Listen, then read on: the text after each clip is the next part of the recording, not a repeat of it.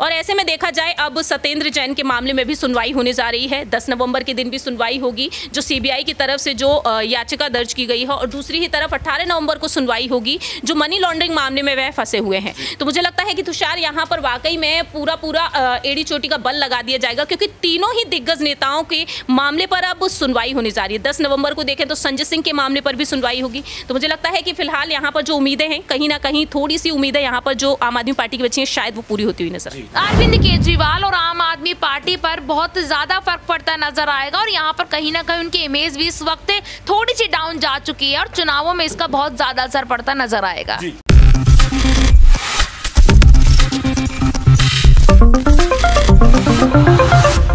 नमस्कार, आप देख रहे हैं नेक्स्ट 9 न्यूज। मैं तुषार आपके साथ। आज के हमारे इस खास प्रोग्राम सियासी पंचनामा में हम बात करेंगे मनीष सिसोदिया के बारे में।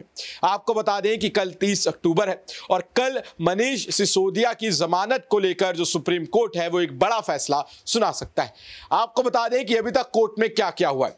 दिल्ली आबकारी नीति यानी कि शराब नीति के तहत मनी लॉन्ड्रिंग मामले में मनीष सिसोदिया को जेल में बंद 250 से ज्यादा दिन हो गए और उनको लेकर यहां पर कार्रवाई चल रही है। आपको बता दें कि सुप्रीम कोर्ट में मनीष सिसोदिया ने अपनी जमानत याचिका जो है वो डाली थी, जिस पर सुनवाई चल रही है। और अब सुप्रीम कोर्ट ने पिछले दिनों कई सवाल जो थे वो ईडी से पूछे थे, कई टिप्पणियां जो थी वो ईडी पे की थी कि जो भी आपने सबूत अभी तक दिए हैं वो सबूत की कड़ियां जो है वो आपस में मेल नहीं खा रही हैं, और जिस गवाह की बेसिस पर आपने आरोप लगाए हैं और जिस गवाही के बेसिस पर यहां पर मनीष सिसोदिया को आपने जेल में रखा हुआ है, वो गवाह जो है वो खुद भी एक आरोपी है जो बाद में सरकारी गवाह बन गया है। तो उसकी भी क्रेडिबिलिटी पर जो है वो इतना ज्यादा 100% श्योरिटी जो है वो नहीं जताई जा सकती है। यानी कि तमाम ईडी पर जो है सुप्रीम कोर्ट ने कई सवाल रखे थे, कई टिप्पणियां की थी, जिसको लेकर ऐसी संभावनाएं जताई जा रही थी कि जल्द ही अब मनीष सिसोदिया की रिहाई की खबर, रिहाई का फैसला जो है उनकी बेल का वो सामने आ सकता है, लेकिन ऐसा नहीं हुआ। लेकिन अब 30 अक्टूबर को यहां पर एक बहुत बड़ा दिन होने वाला है मनीष सिसोदिया आम आदमी पार्टी के लिए, क्योंकि जिस तरीके से हम देख रहे हैं कि आम आदमी पार्टी के ऊपर इस वक्त संकट के बादल जो है वो मंडरा रहे हैं। मनीष सिसोदिया हो या फिर संजय सिंह हो, दोनों को ही जेल में डाला जा चुका है दिल्ली आबकारी नीति के तहत। और यहां पर ये दोनों ही जो नेता हैं वो आम आदमी पार्टी के कद्दावर नेताओं में से माने जाते हैं। और 2023 में 5 राज्यों में चुनाव भी हैं, 2024 में लोकसभा चुनाव भी हैं, और ऐसे में दो अपने बड़े नेताओं को आम आदमी पार्टी जो है इस वक्त जमीन पर चुनाव के लिए नहीं उतार पा रही है। और इसका एक बड़ा झटका वोट बैंक पर यहां पर कहीं ना कहीं आम आदमी पार्टी को लगेगा जरूर। लेकिन यही केजरीवाल, मनीष सिसोदिया और संजय सिंह की इस गिरफ्तारी को यहां पर जो है एक तरीके से प्रचार के रूप में भी जो है जनता के बीच में ले जा रहे हैं, और भारतीय जनता पार्टी के खिलाफ लगातार जो है यहां पर बात करते, वार करते यहां पर नजर आ रहे हैं। लेकिन अब एक बहुत बड़ा दिन होने वाला है कल का, यानी कि 30 अक्टूबर का। मनीष सिसोदिया पर क्या फैसला हो सकता है? क्या यहां पर उन्हें रिहाई मिलेगी या फिर एक बार फिर से उन्हें जेल में ही रहना पड़ेगा? इस मुद्दे पर बात करने के लिए हमारी साथी पत्रकार हमारे साथ मौजूद है नेहा। तो पहला सवाल हम नेहा जी से लेना चाहेंगे कि नेहा जी, जिस तरीके से हम देख रहे हैं कि कल यहां पर मनीष सिसोदिया पर सुनवाई होनी है, क्या लगता है आपको कि कल क्या कोई बड़ा फैसला आने की उम्मीद है?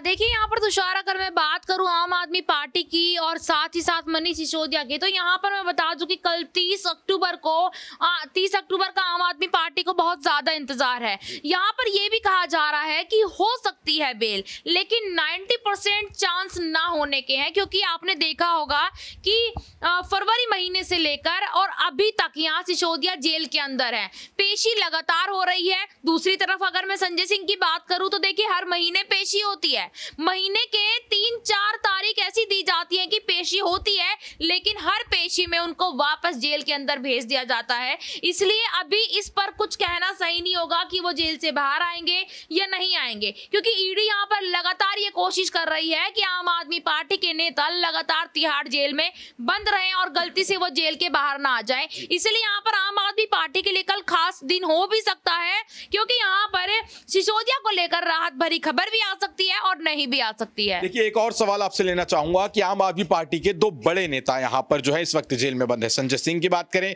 मनीष सिसोदिया की बात करें, ऊपर से चुनाव भी सर पर है। क्या इसका असर जो है वो आम आदमी पार्टी पर पड़ेगा, नेगेटिव पड़ेगा या पॉजिटिव पड़ेगा? देखिए तुषार, बिल्कुल यहाँ पर 5 राज्यों के विधानसभा चुनाव है और 5 राज्यों के विधानसभा चुनाव सर पर है। मुझे लगता है 1 महीना भी यहाँ नहीं बचा है, लेकिन जो पार्टी इस वक्त उभरती नजर आ रही थी, उस पार्टी को दबाने के लिए यहाँ पर पार्टी के नेताओं को जेल के अंदर डाल दिया। और कोई ऐसे छोटे मोटे नेता नहीं है, दिल्ली के पूर्व उप मुख्यमंत्री वो रह चुके हैं यहाँ पर मनीष सिसोदिया, इतने बड़े पद पर रहने के बाद, और वो जेल के अंदर है। दूसरी तरफ अगर मैं संजय सिंह की बात करूं तो आम आदमी पार्टी का आधे से ज्यादा काम संजय सिंह संभालते थे।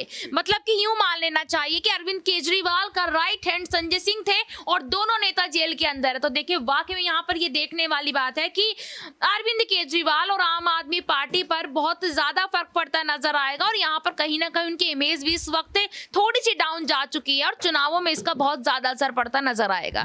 तो चुनाव सर पर है, 1 महीने से भी कम का समय यहाँ रह गया है। विधानसभा चुनाव की बात करें, उसके बाद लोकसभा चुनाव है, और यहाँ पर आपको बता दें कि लगातार जिस तरीके से आम आदमी पार्टी पर यह गाज गिरी है, संकट के बादल जो है वो मंडराते ही जा रहे हैं, छटने का नाम नहीं ले रहे हैं। इससे साफ साफ पता चलता है कि कहीं ना कहीं आम आदमी पार्टी जो उभरता हुआ सितारा यहाँ पर, जिसे राजनीति के क्षेत्र में देखा जा रहा था, जो आगे जाकर बीजेपी के लिए एक कड़ी टक्कर जो है वो यहाँ पर उनको दे सकती थी, एक चुनौती बन सकती थी, उनके ऊपर इस वक्त एक बड़ा खतरा मंडरा रहा है। कल 30 अक्टूबर है, मनीष सिसोदिया को लेकर फैसले की घड़ी है। देखते हैं कि क्या यहां पर मनीष सिसोदिया पर कल कोई बड़ा फैसला आता है या नहीं। अगला सवाल लेते हैं हमारी साथी पत्रकार प्रांशी से कि जिस तरीके से प्रांशी यहां पर यह पूरा का पूरा खेल रचा गया मनीष सिसोदिया और संजय सिंह को जेल में रखने का, ऐसा हम नहीं कह रहे, ऐसा आम आदमी पार्टी कह रही है। तो आम आदमी पार्टी का सीधा सीधा आरोप है कि चुनाव सर पर है, बीजेपी को आम आदमी पार्टी से खतरा है, और उसके तहत ये सब जो ईडी सीबीआई कार्रवाई कर रही है, ये खुद नहीं कर रही है,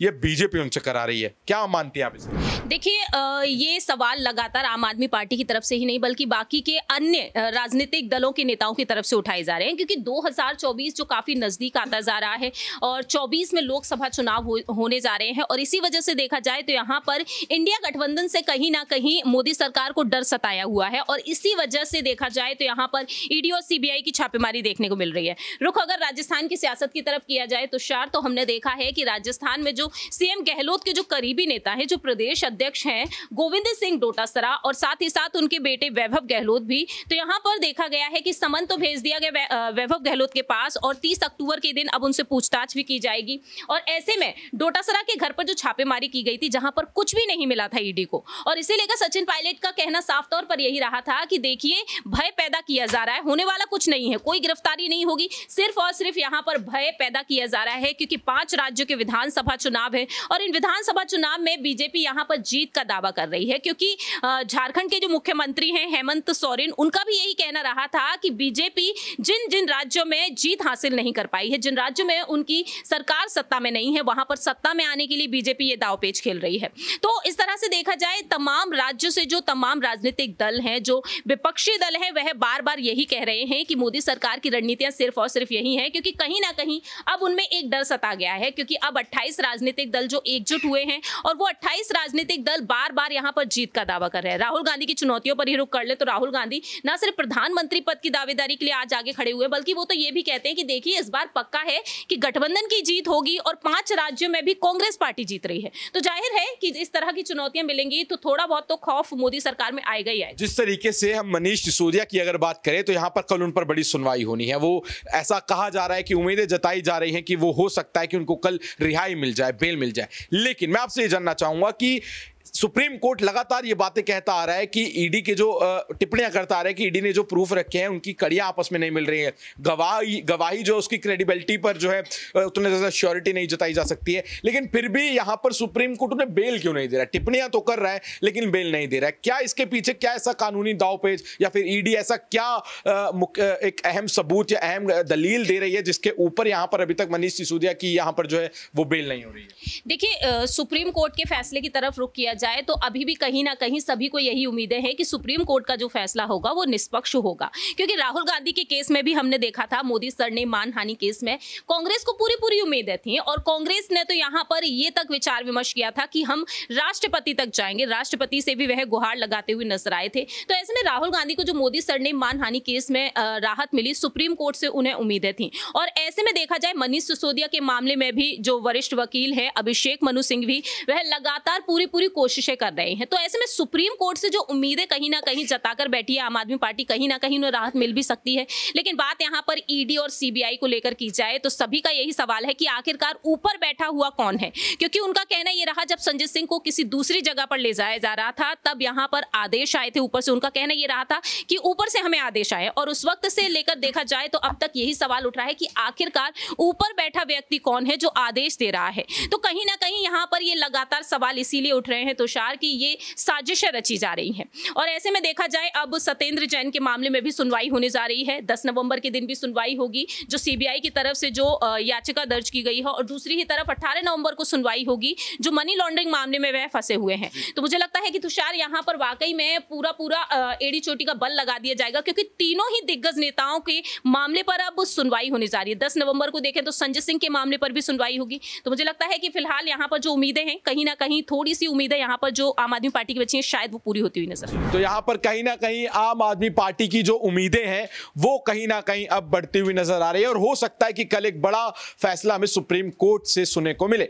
आपको बता दें कि 12 नवंबर को दिवाली है, कल 30 अक्टूबर है, मनीष सिसोदिया पर बड़ा फैसला लिया जा सकता है। और इस बीच ये कयास लगाए जा रहे हैं कि क्या इस बार की दिवाली मनीष सिसोदिया जो है वो अपने परिवार वालों के साथ मना पाएंगे या नहीं, देश के साथ मना पाएंगे या नहीं। और दूसरी तरफ आपको बता दें कि 10 नवंबर को संजय सिंह पर भी जो है राउज एवेन्यू कोर्ट में सुनवाई होनी है और उन पर भी ऐसा कहा जा रहा है कि इस बार की दिवाली वो भी क्या अपने परिवार के साथ मना पाएंगे या नहीं।